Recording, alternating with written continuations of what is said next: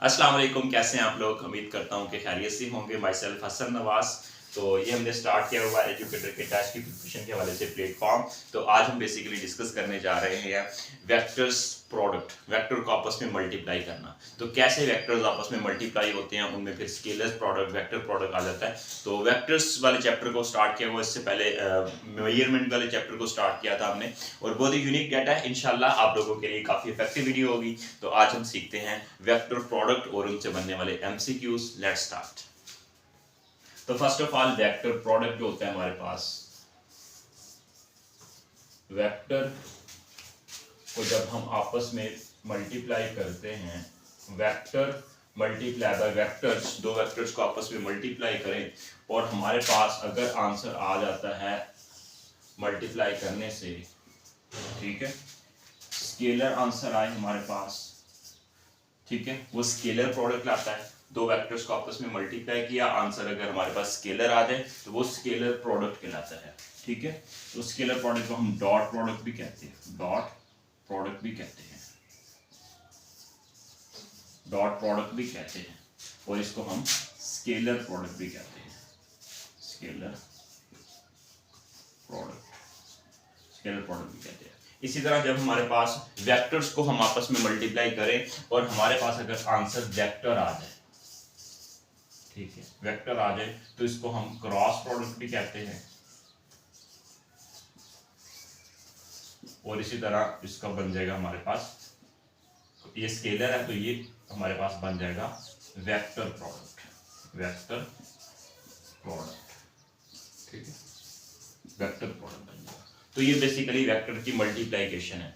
Vectors को अगर आपस में मल्टीप्लाई करें, अगर हमारे पास स्केलर आ जाए, ठीक है, वो स्केलर प्रोडक्ट या डॉट प्रोडक्ट कहलाता है। अगर वेक्टर्स को आपस में मल्टीप्लाई करें, कोई भी वेक्टर्स को आपस में मल्टीप्लाई करें, तो हमारे पास अगर वेक्टर या क्रॉस प्रोडक्ट आ जाएगा या वेक्टर प्रोडक्ट कहलाएगा वो, अगर वेक्टर को मल्टीप्लाई करने से हमारे पास वेक्टर आए।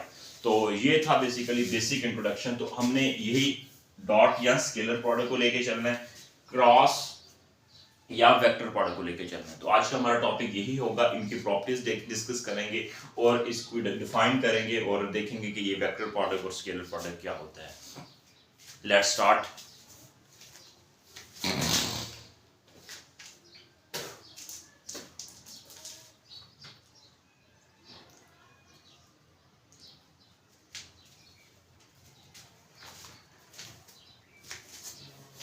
तो सबसे पहले यहां पे लेके चलते हैं डॉट प्रोडक्ट, डॉट प्रोडक्ट। अब डॉट प्रोडक्ट, इसका दूसरा नाम स्केलर प्रोडक्ट है, उसको भी आप याद रखिएगा, scalar product, scalar product, dot product और स्केलर प्रोडक्ट। अब डॉट प्रोडक्ट और स्केलर प्रोडक्ट क्या होता है कि इसको हम कैसे डिफाइन करेंगे, ठीक है। If the product of the two vectors, if the product of the two vectors give the resultant scalar, the product is called the scalar product और डॉट प्रोडक्ट, ठीक है। तो ये हमारे पास इस तरह हम इसको डिफाइन कर लेंगे कि अगर दो वेक्टर्स को मल्टीप्लाई करें और हमारे पास स्केलर आ जाए तो वो जो प्रोडक्ट होगा वो हमारे पास डॉट या स्केलर प्रोडक्ट लाएगा। तो इसको हम इस तरह भी डिफाइन कर लेते हैं, डॉट प्रोडक्ट, ठीक है, यहाँ पे लिखने की जरूरत नहीं है। Dot product, dot product can be written as, इसको हम लिख लेते हैं, इसकी डिफाइन आप कर लीजिएगा खुद ही, कोई मुश्किल बात नहीं है कि मैं इसको वैसे लिख देता हूँ, वेक्टर्स, यहाँ पे सिंप्लीफाई कर, वेक्टर मल्टीप्लाई बाय वेक्टर्स, दो वेक्टर्स को मल्टीप्लाई, अगर हमारे पास डॉट प्रोडक्ट आ जाए, अगर हमारे पास स्केलर आ जाए, स्केलर जैसे कि मैंने ऊपर भी बताया, ठीक है, तो वो हमारा जो प्रोडक्ट होगा वो स्केलर या डॉट प्रोडक्ट कहलाएगा। तो इसी तरह हम इसको ऐसे भी लिख सकते हैं, दो वेक्टर्स का dot product, A dot B is equal to A B cos of theta. इस तरह हम इसको स्केलर प्रोडक्ट को लिख सकते हैं, ठीक है, A dot B is equal to A B cos of theta. अब यहाँ पे ए और बी जो है ये मैग्नीट्यूड ऑफ वेक्टर्स हैं और कोज ऑफ थीटा जो है एंगल है, बेसिकली एंगल है ए और बी के बिटवीन। यहाँ पे ए वेक्टर है, दूसरा वेक्टर बी है, तो ए वेक्टर, ठीक है, ये बी वेक्टर, तो यहाँ पे एंगल बनेगा थीटा, बेसिकली ये हमारे पास डॉट प्रोडक्ट कहलाएगा, ठीक है। यहाँ पे। अब इसका हम प्रोजेक्शन भी ड्रा कर सकते हैं, बी का ए के ऊपर या ए का बी के ऊपर, ठीक है। ये इसका प्रोजेक्शन ड्रा हो जाएगा, तो उसको उस फॉर्म में हम फिर इसको लिख सकते हैं ए कोस ऑफ थीटा बी, या फिर अगर इसका अगर हमारा हम कह सकते हैं कि बी का प्रोजेक्शन उसके ऊपर फॉल कर रहा है, तो फिर A B cos of theta, ठीक है। ए का मैग्नीट्यूड और बी जो है बी कोस ऑफ थीटा की मैग्नीट्यूड बेसिकली हमारे पास है। बी का कंपोनेंट इसके ऊपर ड्रा कर सकते हैं, प्रोजेक्शन ड्रा कर सकते हैं, ए का प्रोजेक्शन बी के ऊपर ड्रा कर सकते हैं, तो उस फॉर्म में हमारे पास ये दो चीजें बन जाती हैं बेसिकली प्रोजेक्शन के केस में। इसकी एग्जांपल्स की अगर हम बात करें, डॉट प्रोडक्ट की या स्केलर प्रोडक्ट की एग्जांपल की बात करें, तो वर्क जो है, वर्क WOR के वर्क जो है बेसिकली ये फोर्स और डिस्प्लेसमेंट का डॉट प्रोडक्ट होता है बेसिकली। फोर्स भी एक वेक्टर है, डिस्प्लेसमेंट भी एक वेक्टर है, तो इन दोनों का डॉट प्रोडक्ट लें बेसिकली हमारे पास वर्क आ जाता है, और वर्क हमारे पास एक स्केलर क्वांटिटी होती है, तो इसलिए हम कहते हैं कि वर्क जो है एक डॉट प्रोडक्ट या स्केलर क्वांटिटी है, ठीक है। किसकी? दो वेक्टर्स प्रोडक्ट की वर्क जो आता है वो हमारे पास एक स्केलर प्रोडक्ट आता है, तो ये बेसिकली इसकी एग्जांपल है।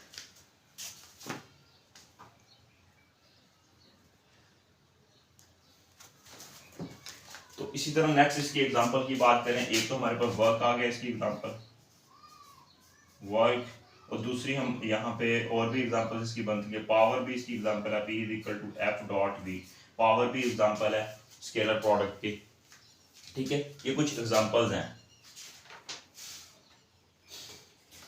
तो अब हम यहाँ पे डिस्कस कर लेते हैं हमारे पास कुछ स्केलर प्रोडक्ट की प्रॉपर्टीज, कैरेक्टरिस्टिक्स यहाँ पे नोट डाउन कीजिएगा, वेरी इंपॉर्टेंट, अक्सर पूछ ली जाती हैं कि हमारे पास जो प्रॉपर्टीज होती हैं स्केलर प्रोडक्ट की, वो बेसिकली यहाँ पे हम लिखते हैं कैरेक्टरिस्टिक्स,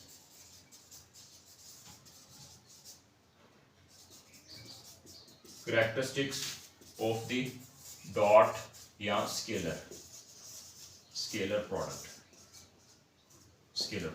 ठीक है। स्केलर प्रोडक्ट या डॉट प्रोडक्ट की प्रॉपर्टीज कौन कौन सी हैं।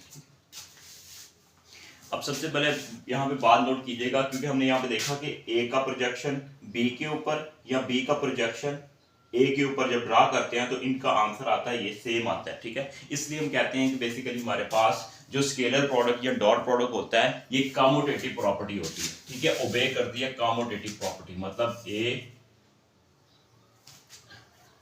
इसको हम लिखते हैं A B is equal to B है, हम इस चीज को लिख सकते हैं A B is equal to B A, मतलब ए डॉट बी करें या बी डॉट ए करें दोनों का आंसर सेम आएगा। This is the commutative property of the scalar product. Commutative property को ओबे करता है स्केलर प्रॉपर्टी, ठीक है। कम्यूटेटिव प्रॉपर्टी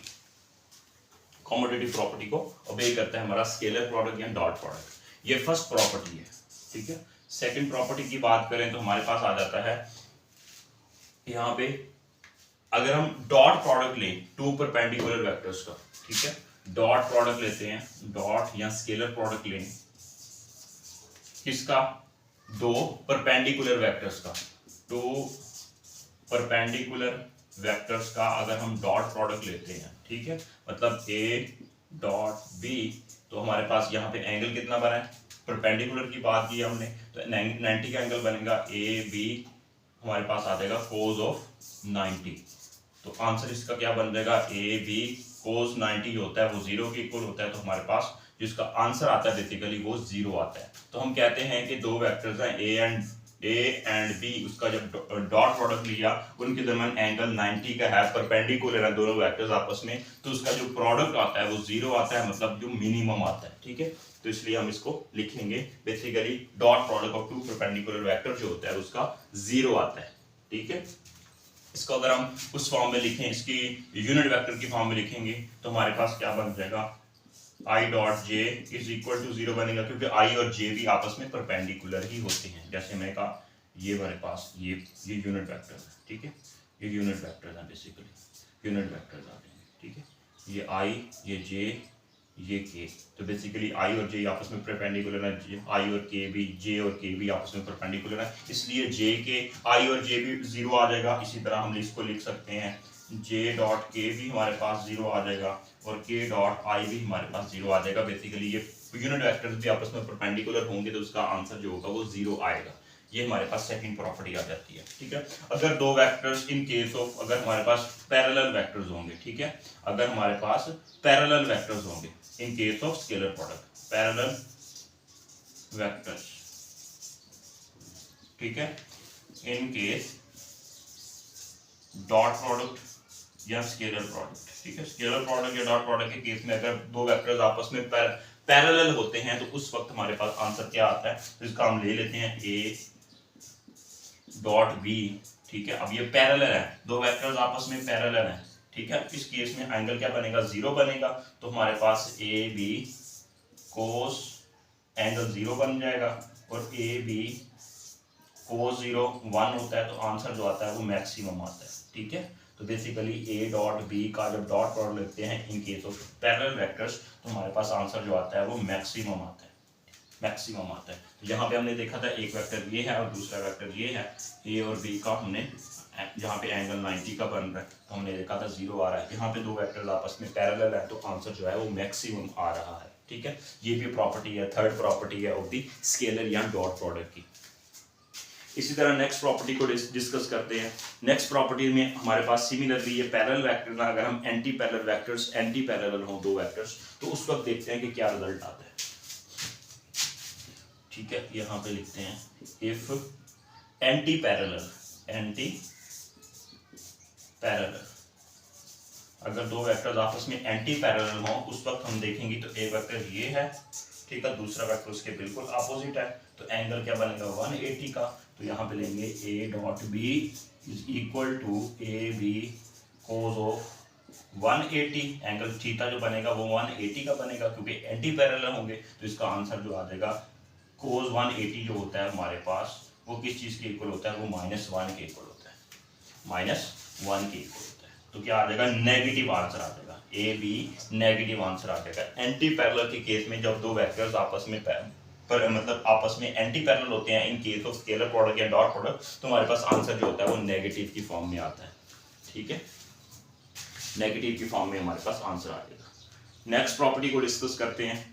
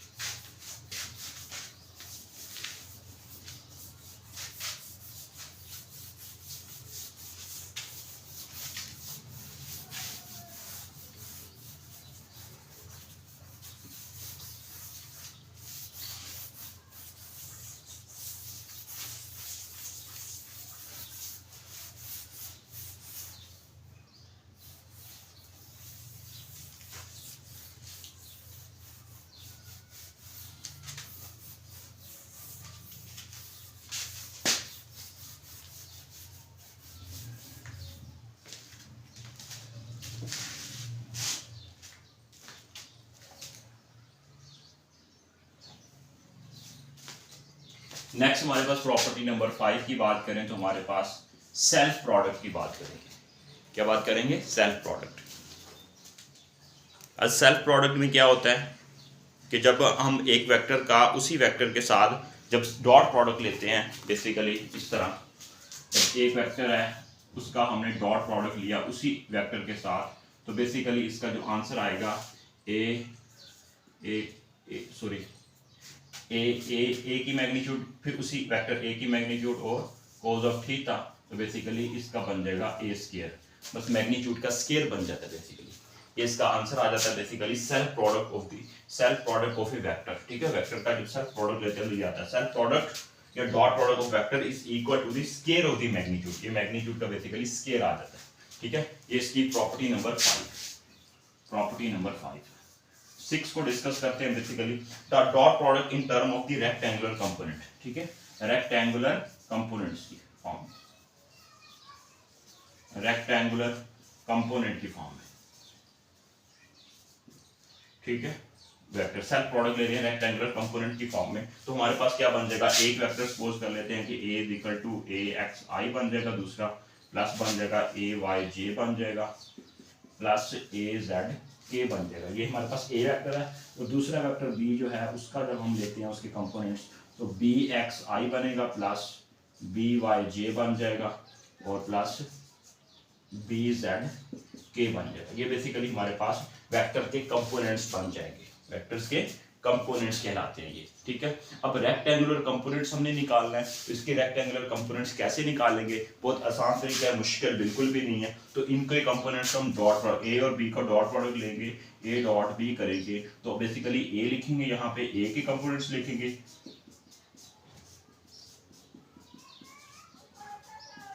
उसकी तरह डॉट प्रोडक्ट ले लेंगे बी के कंपोनेंट्स के साथ, बी एक्स आई प्लस बी वाई जे प्लस बी जेड के, इनका डॉट प्रोडक्ट ले लेंगे, ठीक है। जब इनका डॉट प्रोडक्ट ले लें तो हमारे पास जो आंसर आएगा, क्योंकि हमें पता है कि आई डॉट आई जो होता है डॉट प्रोडक्ट में, आई डॉट आई जो होता है ये भी इसकी प्रॉपर्टी है, हमारे पास I dot I J dot J के डॉट के जो होता है वो हमारे पास 1 के इक्वल आता है, ठीक है, ये 1 के इक्वल आएगा। अब आई और आई से मल्टीप्लाई होगा तो 1 के इक्वल आ जाएगा, और हमें पता है आई जे के साथ जब होगा उसका आंसर 0 आ जाएगा, तो वो वाली टर्म्स हम निगलेक्ट कर देंगे। प्रॉपर्टी भी आप लोगों को बताई थी कि जब हमारे पास यूनिट वेक्टर को हम डिस्कस करते हैं परपेंडिकुलर 0 आ जाता है, ठीक है, इसलिए आई और जे 0 बन जाएगा, सिर्फ सिमिलर जो हमारे पास यूनिट वेक्टर्स हो गए उनका आंसर आएगा। तो इसको हम यहाँ पे लिखेंगे ए एक्स आई, सॉरी आई तो आई डॉट आई बन के 0 बन जाएगा, इसलिए 1 बन जाएगा, इसलिए हम इसको नहीं लिखेंगे। आई डॉट आई जो होगा बी एक्स आई के साथ, ए एक्स आई के साथ ये आई डॉट आई 1 बन जाएंगे, बाकी इसी का आंसर आ जाएगा ए एक्स बी एक्स। इसी तरह ए वाई बी वाई, इसी तरह ए जेड बी जेड, ये हमारे पास इसका आंसर आ जाएगा जब दो वेक्टर्स के कंपोनेंट्स को आपस में हम उनका डॉट प्रोडक्ट लेते हैं, ठीक है। दिस इज द आंसर, ठीक है, दिस इज द आंसर, ठीक है।